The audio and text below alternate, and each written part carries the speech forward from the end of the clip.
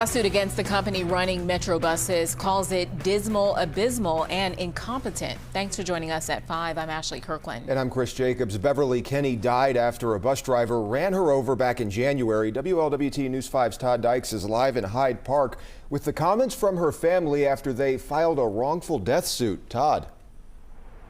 Yeah, Chris and Ashley, Beverly Kinney was hit and killed in this busy intersection here in Hyde Park. Now her husband and son say SORTA, which operates Metro, should have known better than to let the driver involved behind the wheel. There's just this void.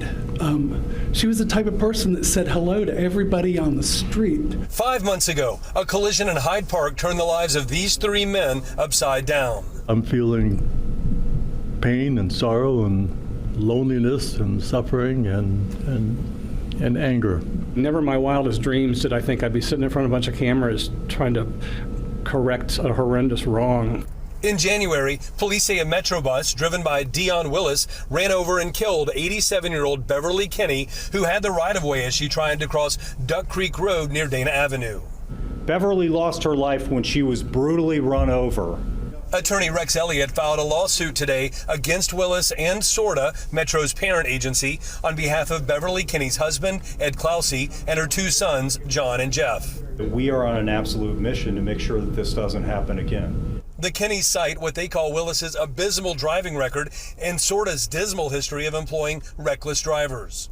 She was killed in a completely preventable situation, a situation that should not have happened. With a driver that shouldn't have been on the road and a company, an organization that let that driver be on the road. In addition to sharing details of the civil suit, Beverly Kinney's loved ones emphasized her servant heart and her commitment to volunteer work. She is sorely missed by a lot of others in addition to just us. Now, a spokesman for Metro declined today to talk about the lawsuit, but did extend the agency's deepest sympathies to the Kinney family. As for Dion Willis, he faces 5 criminal counts, all first-degree misdemeanors. His bench trial was supposed to start this morning here in Hamilton County, but it's been pushed back to the second week of July. Reporting live tonight here in Hyde Park, Todd Dykes, WLWT News 5.